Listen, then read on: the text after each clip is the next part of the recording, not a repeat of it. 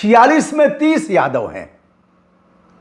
सारे यादव आरोपी हो गए, सारे यादव अपराधी हो गए, सारे यादव अराजक हो गए, सारे यादव गुंडा और बवाली हो गए, सारे यादव पत्थरबाज हो गए, सारे यादव राष्ट्र विरोधी हो गए। यानी अब तक 46 में 30 यादव। अब अगर चले ही गए मान लीजिए तो ठीक है, 200 आप कह रहे हैं, 150 रहे होंगे, 100 250 रहे होंगे, 300 रहे होंगे, जाकर के रहते और भीतर जाकर के यह जो प्रतिनिधिमंडल था यह जाकर के भीतर मिलता, बाहर रहते। और स्थानीय भाजपा नेता जिसमें प्रधान प्रतिनिधि भी हैं वह सीओ की ऐसी की तैसी कर रहे हैं। सीओ को रात को नींद नहीं आई होगी। सीओ कह रहा है आपसे क्या मतलब, सीओ को चुनौती दे रहे हैं। क्या अखिलेश यादव का दौरा गाजीपुर रद्द होगा, पुलिस उन्हें आने नहीं देगी? अखिलेश यादव ने भेज दिया है उच्चाधिकारियों को पत्र कि हम गाजीपुर आ रहे हैं, 29 तारीख को 1 बजे करंडा स्थित कटरिया गांव में पीड़ित परिवार से मिलेंगे। अब तक पीड़ित परिवार से मिलने गए लोगों पर अपराध दर्ज हुए हैं, जिसमें उनके 2 विधायक हैं, विधायक जंगीपुर डॉक्टर वीरेंद्र यादव, विधायक सदर जय किशन साहू के अलावा जिला अध्यक्ष गोपाल यादव, कई जिला पंचायत के सदस्य इत्यादि जिनके ऊपर मुकदमा दर्ज हैं गंभीर धाराओं में। हमारे पास जो दर्ज अपराध है उसकी कापी है, इस पर भी मैं बात करूंगा। और यह भी बात करूंगा कि क्या इस मामले में उनके विधायकों की गिरफ्तारी होगी। दर्जनों गिरफ्तार करके जेल भेज दिए गए और पुलिस दबिश भी डाल रही है। एक फौजी का फोन आया था कि मैं सरहद पर हूं सर, सीमा की रक्षा कर रहा हूं और हमारे घर पुलिस रात को जाकर के बच्चों को तंग कर रही है, छोटे छोटे बच्चे। उन्होंने एक घर का उसका वीडियो भी भेजा है, उसी गांव का है जहां की घटना है। पुलिस ऐसे मामलों में जहां तमाम अज्ञात हों तो मनमाना करती भी है, ऐसा देखा गया है। जहां तक इस घटना का सवाल है, घटना 15/16 की है, जब पीड़िता का पार्थिव शरीर गंगा के किनारे मिलता है, पुल के नीचे। उस तरफ जमनिया, इस तरफ करंडा, उस तरफ जमनिया विधानसभा, इस तरफ सदर विधानसभा जो जय किशन साहू का है, उस पार ओम प्रकाश सिंह जी का है। बगल में देखा जाए जहां इस कार्यक्रम में जाने वाले डॉक्टर वीरेंद्र यादव, इन लोगों के ऊपर जो अपराध दर्ज हुआ है, यह है प्रथम सूचना रिपोर्ट 0057/2026। यह है 22 अप्रैल को दर्ज किया गया है। धाराएं काफ़ी गंभीर प्रकृति की हैं और इसमें इन्हें जेल जाना पड़ सकता है। जमानत नहीं होगी, जमानत सेशन से होगी। इस मामले में तत्काल रूप से जमानत खारिज हो जाएगी। लोगों का यह भी कहना है कि यह कार्यवाही एक तरफा की गई है और प्रतिनिधिमंडल जो 15 की संख्या में जिन्हें अखिलेश यादव जो राष्ट्रीय अध्यक्ष हैं उन्होंने नामित किया था, वह लोग जा रहे थे। पुलिस का यह कहना है और प्रतिपक्षियों का कि भारी समूह में आने का क्या मतलब। 200 की संख्या में पुलिस अराजक भी कह रही है कि अराजक। एक तरफ यह भी कहा जा रहा है, देखा भी जा रहा है कि ईंट पत्थर छतों से चल रहे हैं और एक पुलिसकर्मी को पत्थर लगता है, वह नाच करके गिर जाता है, फिर उठता है, फिर शुरू होता है।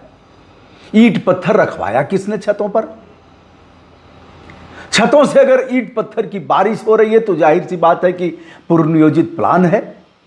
जहां तक पीड़ित सियाराम विश्वकर्मा का सवाल है तो परिवार अत्यंत गरीब है, किसी तरह से मेहनत मजदूरी करके अपनी जीविका चलाता है। बच्चे अभी नाबालिग हैं देखा जाए तो, और उसी नाबालिग बिटिया की जीवन लीला समाप्त हो गई। जिन पर आरोप लगे हैं कि इन लोगों ने, जिसने मोबाइल दिया था हरिओम पांडे नाम है और एक अभिषेक पांडे नाम है जिस पर, और 30,000 की मोबाइल।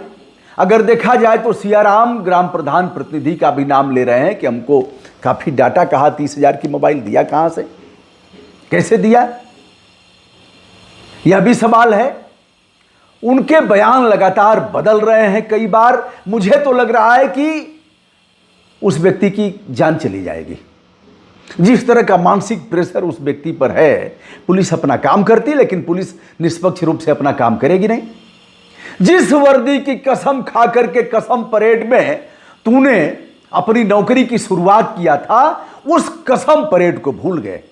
जहां तक सवाल है, देखा जाए जो अपराध दर्ज किए गए हैं नामजद इसमें 46 हैं और 46 के बाद 200 अज्ञात हैं। 46 में 30 यादव हैं। सारे यादव आरोपी हो गए, सारे यादव अपराधी हो गए, सारे यादव अराजक हो गए, सारे यादव गुंडा और बवाली हो गए, सारे यादव पत्थरबाज हो गए, सारे यादव राष्ट्र विरोधी हो गए। यानी अब तक 46 में 30 यादव जो शेष हैं, अगर देखा जाए तो उसमें जैसा कि मैंने नाम बताया है, 3 महिलाएं भी हैं, एक विभा पाल हैं और रीना यादव हैं, बिंदु बाला बिंद हैं और विवेक यादव एक सोशल मीडिया के पत्रकार हैं। उन पर भी अपराध दर्ज हुआ है। अपराध किसी भी पत्रकार पर दर्ज हो जाएगा, यही दिखाएंगे। और कौन दिखाएगा? बड़े बड़े न्यूज चैनल इन्हीं से लेते हैं, इन्हीं का काट काट करके 30 सेकंड डालेंगे कि कॉपीराइट न आए और बदल बदल करके उसकी आवाज़ बदल देंगे, यही करेंगे। क्योंकि असली मीडिया का काम तो यही कर रहे हैं। आरोप भी लगते हैं इन पर, लेकिन बेचारे जलालत भी झेलते हैं, जेल भी जाते हैं, थाने पर बैठा भी दिए जाते हैं, लेकिन यही सच्चाई दिखाते भी हैं। जहां तक सवाल है, लोगों का कहना है, लोगों के साथ मैं भी जुड़ा हूं, मैं कोई अलग से नहीं। लोग कहेंगे कि आपका क्या कहना है? हमारा यह कहना है कि एक तरफा कार्रवाई जो हो रही है वो अच्छा नहीं है।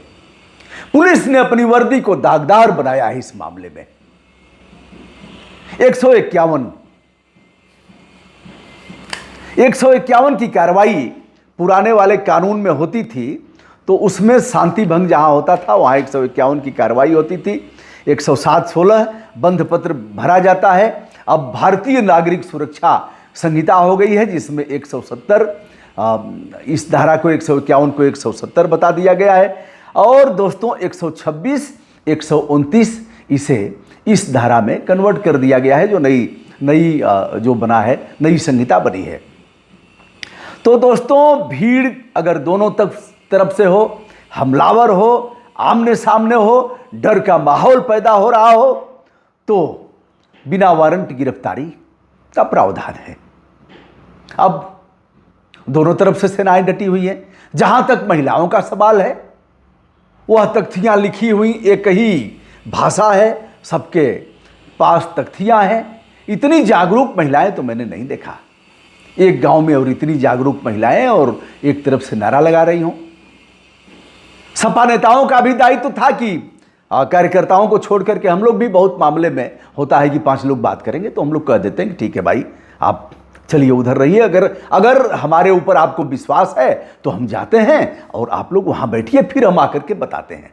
ऐसा भी होता है। बहुत बार हम ही लोग अड़ जाते हैं कि नहीं, जो भी बात करना हो अधिकारी आकर के समाज में बात करें, लोगों के बीच बात करें, हम आपके साथ कोई उदंडता, कोई अव्यवहारिक पक्ष का प्रकटीकरण हम नहीं करेंगे, आप आइए।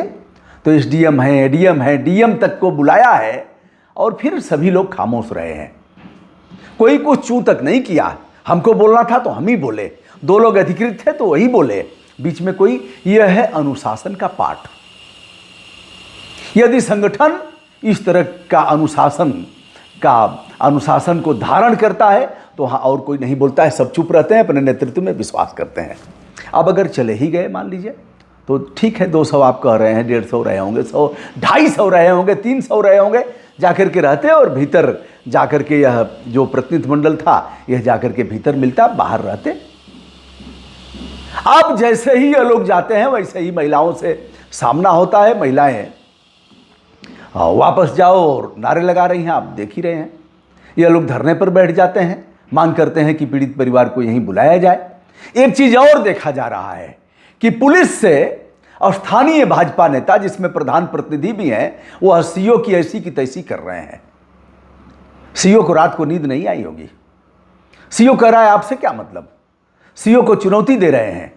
अब प्रधान, गांव का प्रधान प्रतिनिधि का कोई मतलब नहीं होता है, असली तो प्रधान होता है। बहुत से लोग आते हैं, जिला पंचायत सदस्य के प्रतिनिधि हैं, तो हम डांट देते हैं, कौन हो जी, प्रतिनिधि माने क्या होता है?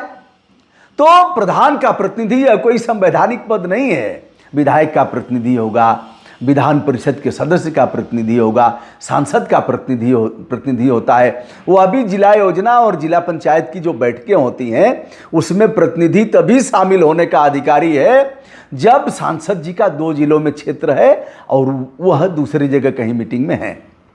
विधान परिषद सदस्य कई जिलों के हैं, अगर जैसे शिक्षक है, स्नातक है, तो उनका प्रतिनिधि मीटिंग में शामिल होगा जिला योजना में, और जो भी मीटिंग है जिला पंचायत की जो मीटिंग होती है उसमें भी लोग आते हैं, शामिल होगा।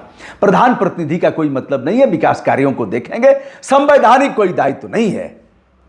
लेकिन अब यह है कि चल रहा है, कहेंगे तो मक्खनचुआ 10 गाली देगा, कहेगा तुम कौन होते हो।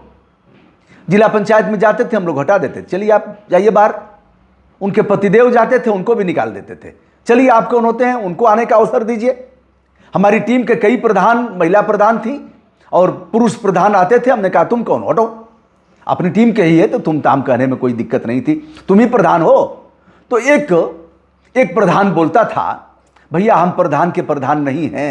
हमने कहा चलो प्रधान के प्रधान हो तो तुम घर में हो, भेजो पत्नी को भेजो। ऐसे करते थे हम, कभी यह नहीं करते थे कि प्रधान जी, और यह सब हम नहीं कहते थे कि प्रधान जी हैं। क्यों कहेंगे प्रधान जी, आप प्रधान हैं, आपके नाम पर वोट मिला है। तो दोस्तों अब जो नामजद हैं इसमें 46 में लगभग 30 यादव हैं, जिसमें जिला अध्यक्ष गोपाल यादव हैं, डॉक्टर वीरेंद्र यादव विधायक हैं, जय किशन साहू विधायक हैं, 5 यादव जिला पंचायत सदस्य हैं, सत्येंद्र यादव सत्या की गिरफ्तारी हो चुकी है, जिला पंचायत सदस्य हैं, पंकज यादव जिला पंचायत सदस्य हैं, विभापाल से अखिलेश यादव जी ने स्वतः बात किया। अब इस मामले में क्या भारतीय जनता पार्टी अखिलेश यादव के कार्यक्रम पर प्रतिवाद करते हुए कहेगी कि आपके आने से अहिंसा फैलेगी, मामला विषाक्त होगा, इसलिए हम आपको आने का परमिशन नहीं देंगे, निषेधाज्ञा जारी होगी। निषेधाज्ञा जो 144 पहले होती थी, अब नए कानून के तहत उस निषेधाज्ञा को, जो पावर जिला मजिस्ट्रेट के पास निहित है, उस पावर का प्रयोग करते हुए अखिलेश यादव को रोकेंगे। क्या यह लग रहा है कि सपा और कांग्रेस भी इसी में अपना चल रही है, उनके भी प्रतिनिधि मंडल के लोग आए थे, तो क्या सपा और भाजपा का जो सीधा टक्कर है, आज की तारीख में देखा जाए तो 7 विधानसभाओं में 5 सपा के पास हैं, 2 सुहेल देव जी के पास हैं। जो सुहेल देव जी हैं यानी ओम प्रकाश राजभर साहब जो मिनिस्टर हैं, और बेदी राम जी जो हमारे जखनिया के विधायक हैं, हमारे विधानसभा के, यह लोग भी सपा के गठबंधन में ही चुनाव जीते थे। तो देखा जाए तो 7 सीटें समाजवादी पार्टी को गई थी, भारतीय जनता पार्टी को करारा झटका लगा था। अब पुनर्स्थापित होने के लिए गाजीपुर में जो कटरिया कांड हुआ है, क्या इस मामले में भारतीय जनता पार्टी को लाभ मिलेगा या फिर सपा का वोट और भी सशक्त होगा? क्या विश्वकर्मा समाज जो उनके नेता मारे गए हॉस्पिटल में अभी थे या निकल गए, राम आश्रय विश्वकर्मा, उसी दिन फोन किया था हमको राम आश्रय जी ने, कह रहे गुरुदेव हम आपके ज़िले में हैं। हमने कहा भाई साहब हमारी कोर्ट में, हाई कोर्ट में सुनवाई लगी है, हमने गोमती नदी और एकाना स्टेडियम में मैच न हो, इसके लिए गोमती नदी के प्रदूषण पर चीफ जस्टिस के न्यायालय में, कोर्ट में हमारी सुनवाई है, इसलिए मैं आ नहीं पा रहा हूँ। और ठीक है, चलिए हो जाएगा कार्यक्रम तो बात करिएगा। तो तब तक वही हो गया, कपर फरोवल हो गई। मंत्री जी बेचारे मुलायम सिंह यादव के साथ मिनिस्टर रहे, अब चोट वोट लगी है। लेकिन इस मामले को कि हमारे कार्यकर्ताओं की पिटाई हुई, मारे भी गए, हमारे कार्यकर्ताओं ने ईंट पत्थर नहीं चलाया, ऐसा समाजवादी पार्टी का कहना है। उसके बाद भी इन गंभीर धाराओं में जिनकी विवेचना मैं अगले वीडियो में करूंगा, और यह अपराध की कॉपी हमने कंप्यूटर से निकलवाया है, इससे क्षुब्ध होकर के अखिलेश यादव ने गाजीपुर कार्यक्रम लगवाया है। क्या होगा गाजीपुर में अखिलेश यादव के कार्यक्रम का?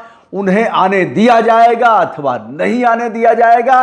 गाजीपुर की राजनीति का क्या होगा? जिस प्रकार सपा के झोली में सारी सीटें गई थी, क्या इस बार इस मामले को लेकर के भारतीय जनता पार्टी के वोट और भी मजबूत होंगे या फिर होंगे धराशायी? यह तो आप बताएंगे। दोस्तों, मैं हूं ब्रजभूषण दुबे, संपूर्ण आदर के साथ अपना प्रणाम आप सभी तक निवेदित करता हूं। बहुत बहुत धन्यवाद, सादर आभार, मंगल कामनाएं।